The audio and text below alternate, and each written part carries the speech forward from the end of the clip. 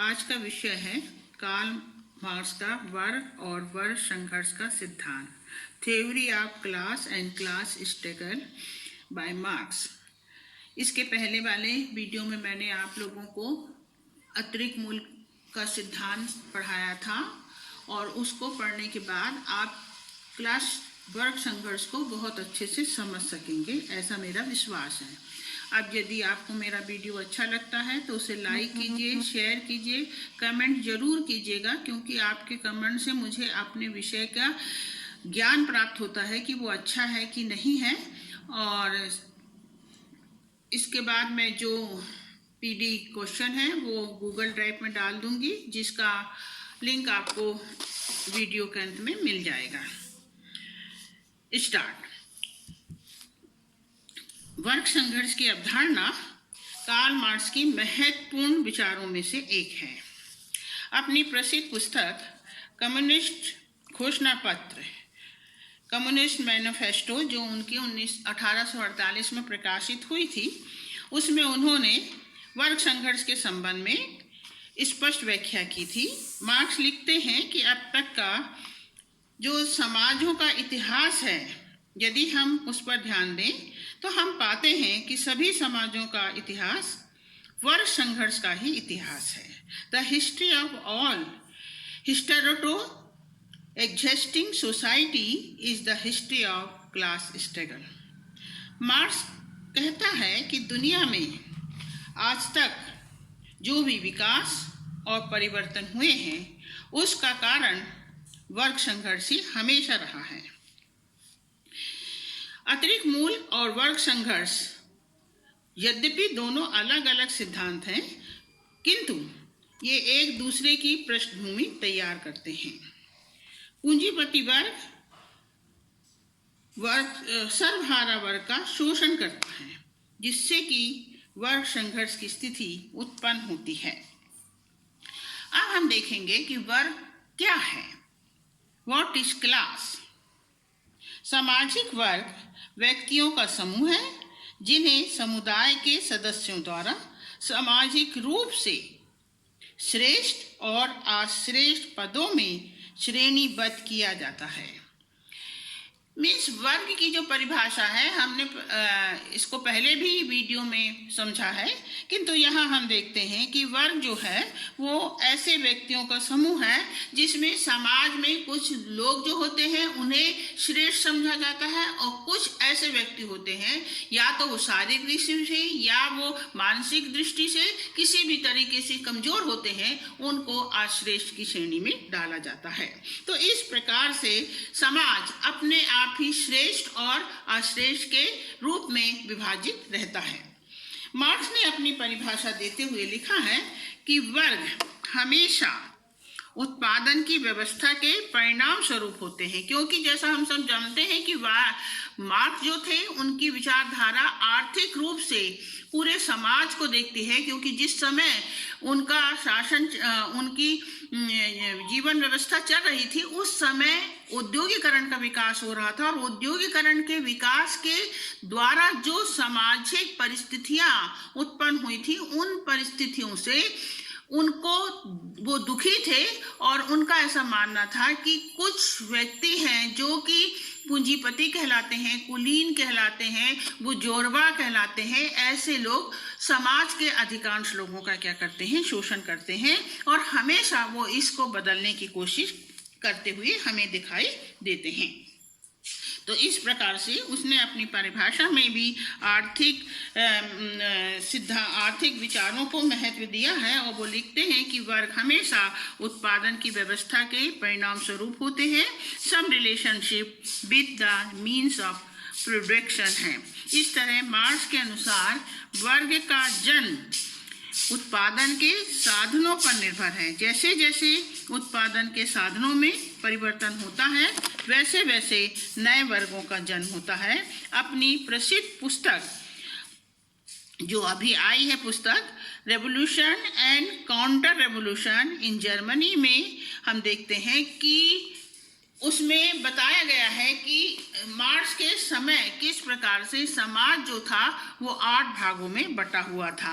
8 भागों का मतलब है कि अपर क्लास से लेकर जो लोअर क्लास है उनके बीच में कुल मिलाकर 8 क्लासें थी। उच्च वर्ग, फिर उच्च निम्न वर्ग, फिर मध्यम वर्ग, इस प्रकार से 8 भागों में समाज बटा हुआ था। तो इधर हम देखते हैं कि प्रश्न ये उठता है कि वर्गों का निर्माण क्यों होता है, why class formation in society. तो इसका उत्तर ये होगा चेतना और शोषण। आरंभिक इतिहास जब हम देखते हैं तो हम पाते हैं कि वहाँ किसी प्रकार की वर्ग व्यवस्था नहीं थी। मनुष्य अपनी व्यवस्था खाने पीने की स्वयं करता था, परंतु समय के साथ साथ हम देखते हैं कि कुछ लोगों के द्वारा किसी ना किसी प्रकार की शोषण किया जाने लगा, और जिस दिन शोषण के प्रति चेतना लोगों में उत्पन्न हुई उसी दिन से वर्ग हमें समाज में दिखाई देता है।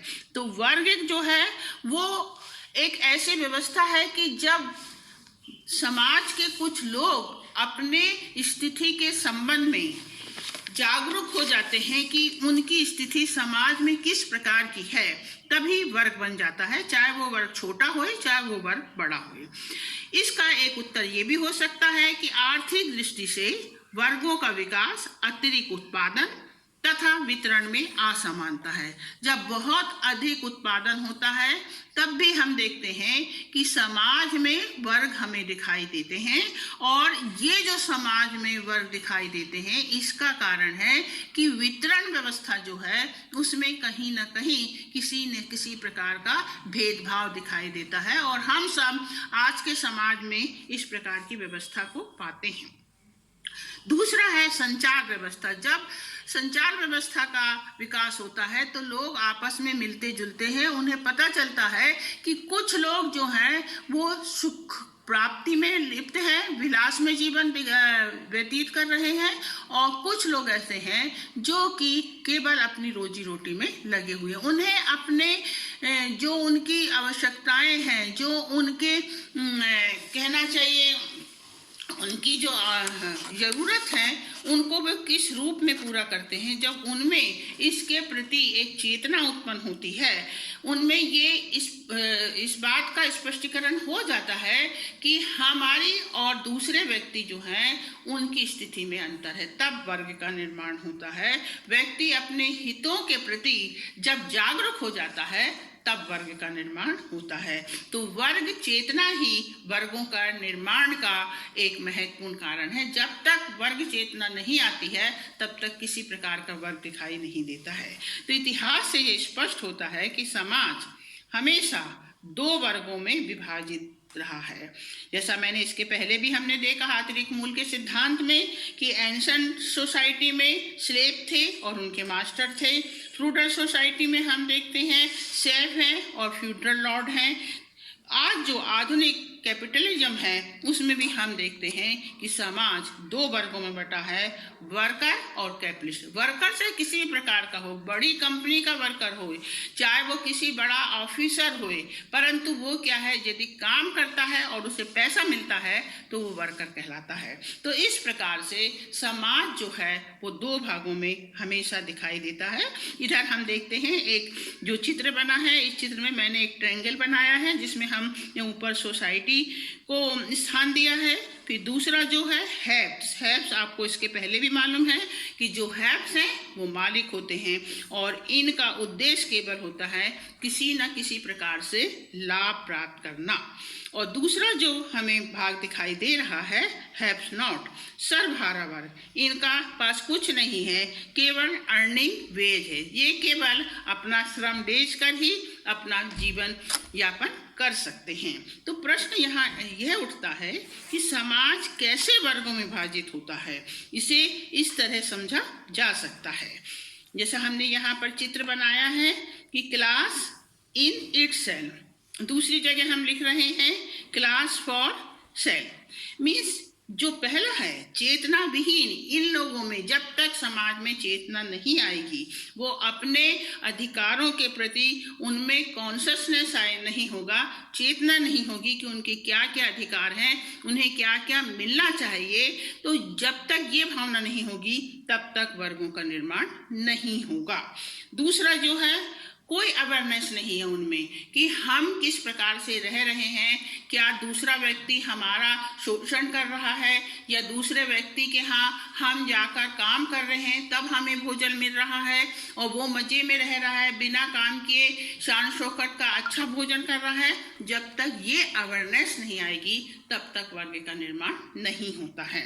और तीसरा जो है नो वैल्यू अटैचमेंट, उससे व्यक्ति को अपनी स्वयं की स्थिति का जब तक ज्ञान नहीं होगा, उसमें अटैचमेंट नहीं होगा, तब तक वर्ग का निर्माण नहीं होता है। तो ये स्थिति जो है ये बताती है कि ऐसे लोग जब तक समाज में अपने अधिकारों के प्रति जागरूकता नहीं होगी, चेतना नहीं होगी, तब तक वर्ग का निर्माण नहीं होता है। और दूसरा जो है कॉलम क्लास फॉर सेल्फ, माने व्यक्ति जब ये सोचने लगता है कि उसकी स्थिति क्या है, उसमें अपने राइट के प्रति कॉन्शियस आ जाती है, जागरूकता आ जाती है, चेतना आ जाती है, तब बताएं वो अपने अधिकारों की क्या करने पड़ता है, डिमांड करने लगता है, मांग करने लगता है। उसमें ये अवेयरनेस अबाउट द एक्सप्लॉयटेशन, वो समझता है कि उसका कहीं ना कहीं कुछ लोगों के द्वारा क्या हो रहा है, शोषण हो रहा है। फाइट देयर राइट, और वो अपने अधिकार के प्रति क्या करने लगता है, जब डिमांड करता है, फाइट करता है, तो हम देखते हैं वर्गों का निर्माण होता है। तो इस तरह मार्क्स के अनुसार जब एक विशेष वर्ग में अपने समान हितों के लिए संघर्ष करने की इच्छा जागृत हो जाए, उसमें वर्ग चेतना का विकास होने लगे, तब यह दशा वर्ग चेतना का प्रमुख आधार बनकर उभरता है। इतिहास के यदि हम तथ्यों को देखें तो हम इस बात को पाते हैं कि प्रत्येक काल में उत्पादन वर्ग वंचित वर्ग का शोषण करता आया है।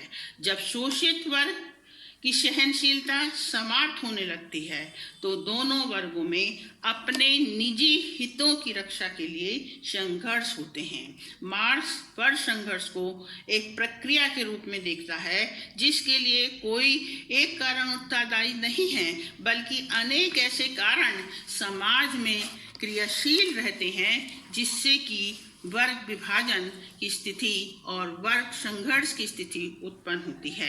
कार्ल मार्क्स, जैसा कि मैंने आपको बताया, जिस समय वो पैदा हुए थे उस समय यूरोप में औद्योगिक क्रांति हुई थी और उस क्रांति के द्वारा जो सामाजिक आर्थिक व्यवस्था थी उसको देखते हुए उन्होंने अपने विचारों को अपनी किताबों के द्वारा स्पष्ट किया और ये बताया कि ये जो व्यवस्था चल रही है, इस व्यवस्था से एक दिन ऐसा होगा कि वर्ग संघर्ष होगा और वर्ग संघर्ष के द्वारा क्रांति की स्थिति उत्पन्न होगी। तो इसके लिए वो कहते हैं कि कुछ ऐसे कारण हैं। तो पहला कारण हम देखते हैं कि सर्वहारा वर्ग का विकास, डेवलपमेंट ऑफ प्रोलेटेरिएट में समाज का विभाजन होना। मार्क्स के अनुसार श्रमिक चेतना का विकास ही वह स्थिति है जो सर्वहारा वर्ग को अपने अधिकारों के प्रति सचेत करती है।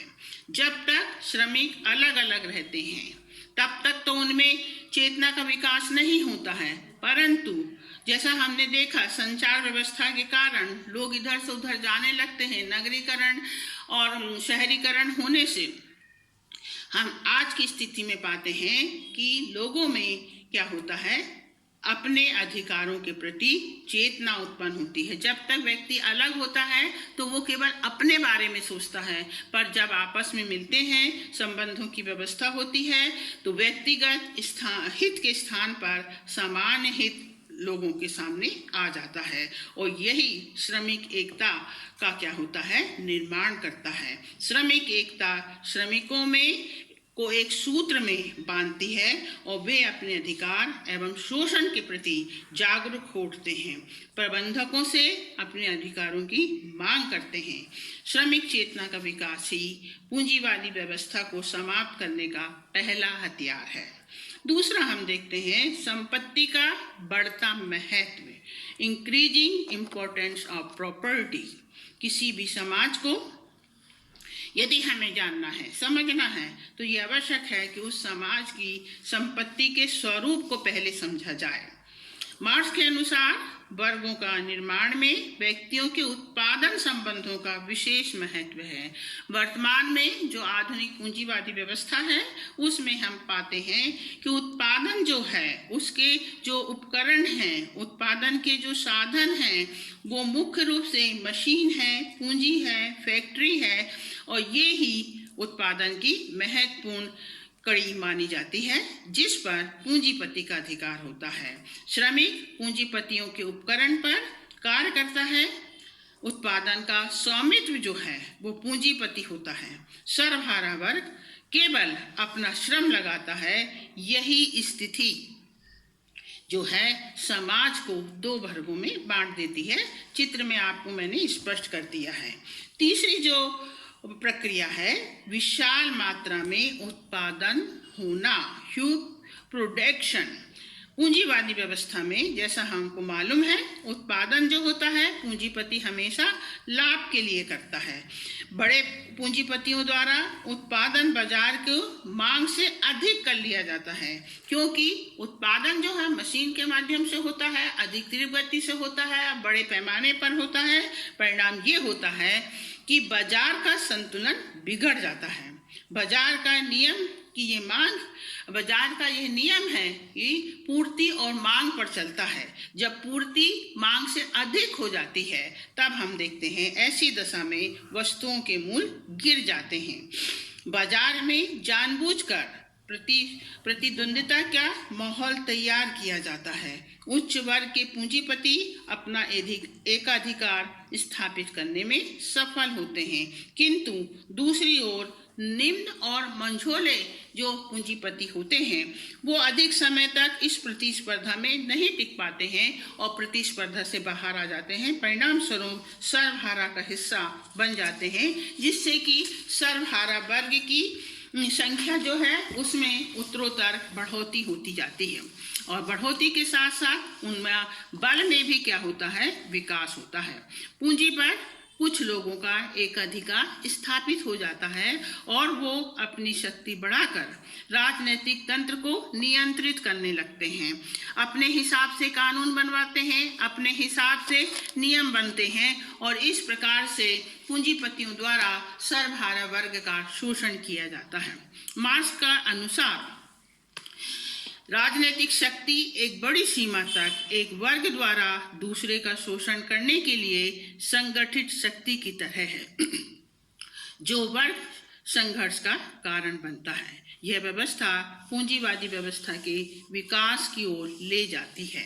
अब मैंने यहाँ पर आपको बताया है कि ये जो व्यवस्था है, बाजार का कुछ लोगों का बाजार पर एक अधिकार होता है, उससे हम वर्गों का ध्रुवीकरण या पोलराइजेशन ऑफ क्लास के नाम से जानते हैं, जब पूंजी का संचय कुछ व्यक्तियों के हाथ में हो जाता है। यहाँ मैंने ट्रायंगल बनाया है, तो इस पहले ट्रायंगल में आप देखिए कि ऊपर हमने पूंजीपति दिया है, उच्च पूंजीपति, बीच में जो है वो मध्यम और मंझोले छोटे पूंजीपति हैं, और नीचे जो है वो सर्वहारा वर्ग है जो केवल अपना श्रम बेच सकता है। तो इस तरह से तीन भागों में हमें समाज दिखाई देता है। हमें तीन भागों में समाज बटा दिख रहा है, किंतु धीरे धीरे ये स्थिति बनी रहती है। तो ये जो दूसरा ट्रायंगल है उसमें हम देख रहे हैं कि ऊपर जो है वो कुलीन वर्ग है, सर्वहारा वर्ग है, वो जुड़वा है, और यहाँ पूरे जो है सर्वहारा वर्ग है। माने जो अब मंझोले और मध्यम श्रेणी के पूंजीपति थे वो भी आकर कहाँ मिल जाते हैं, सर्वहारा वर्ग में आकर मिल गए हैं। जैसे आज की स्थिति में हम देखते हैं बड़ी बड़ी कंपनियां हैं, अमेजॉन जो है, इसी तरह से टाटा है, रिलायंस है, अडानी है, फ्लिपकार्ट है, ये कंपनियों ने क्या कर लिया है, सब छोटी छोटी कंपनियों को क्या कर लिया है, अपने में मर्ज कर लिया, उनको खरीद लिया है और इस प्रकार से ये अपना एक अधिकार बाजार में स्थापित करते हैं। बिहार में ही हम देखते हैं टाटा ने बिग बास्केट स्टार्ट कर दिया है, इसी प्रकार से उसने मैंने एमजी दवाइयाँ जो सप्लाई करती थी उस कंपनी को भी खरीद लिया है। इसी तरह से रिलायंस और अडानी, अमेजॉन जो हैं, सब अपने अपने बड़े बड़े रिटेल स्थापित कर रहे हैं। आज इसी का कारण है कि भारत में किसान आंदोलन इतने दिनों तक चल रहा है और अभी भी उसमें किसी प्रकार का हमें संतुलन दिखाई नहीं देता है। तो इस तरह से हम देखते हैं कि बाजार में जो एक अधिकार है वो कुछ लोगों द्वारा स्थापित कर लिया जाता है। तो आधुनिक पूंजीवादी व्यवस्था में हम पाते हैं कि उत्पादन कार्य फैक्ट्रियों में होता है, जिसमें बड़ी बड़ी मशीनों का उपयोग उत्पादन के साधन के रूप में प्रयोग में लाया जाता है। फैक्ट्री प्रणाली में उत्पादन बड़े पैमाने पर होता है, जिसके कारण कई बार उत्पादन से व्यापारिक संकट की स्थिति उत्पन्न हो जाती है। परिणाम स्वरूप जो छोटे व्यापारी या पूंजीपति होते हैं उन्हें हानि उठानी पड़ती है। धीरे धीरे उनका सब कुछ समाप्त हो जाता है, वे सर्वहारा वर्ग में सम्मिलित हो जाते हैं। समाज का अति अल्पसंख्यक वर्ग के हाथ में पूंजी का केंद्रीकरण हो जाता है, जिससे श्रमिकों की हालत बहुत अधिक दयनीय हो जाती है। वो दरिद्रता की स्थिति में पहुंच जाते हैं, जिसका प्रभाव बाजार पर पड़ता है। अति उत्पादन से वस्तुओं के मूल्य गिरता है, मजदूरों के वेतन कम हो जाते हैं, जिससे उनमें क्रय शक्ति घटती है। वे अपनी आरंभिक आवश्यकताओं को भी पूरा नहीं कर पाते हैं। उत्पादन का कार्य का सूत्रधार जबकि श्रमिक होता है, किंतु उसको उचित मूल्य नहीं मिलता है। उसका लाभ जो उसे मिलना चाहिए अतिरिक्त मूल्य मानकर धोखे से, अन्याय से पूंजीपति स्वयं हड़प जाता है। मार्क्स लिखता है, यही मनुष्य के द्वारा शोषण है।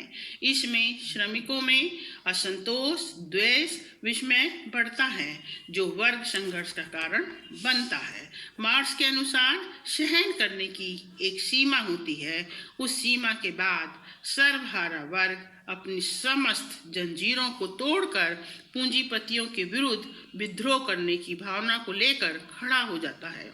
यही क्रांति का युग है। मार्क्स लिखता है, पुराने समाज के अंत और नए समाज के जन्म के लिए क्रांति अनिवार्य तथ्य है। अपने कम्युनिस्ट घोषणा पत्र में मार्क्स ने सर्वहारा वर्ग को संदेश दिया है, दुनिया के मजदूर एक हो जाओ, आपके पास अपनी जंजीर के अलावा खोने के लिए कुछ नहीं है, जीतने के लिए पूरी दुनिया है। पूरा समाज जो है जब पूंजीपतियों के शोषण से ग्रस्त हो जाता है, सहन शक्ति समाप्त हो जाती है, तब हम देखते हैं क्रांति की स्थिति होती है।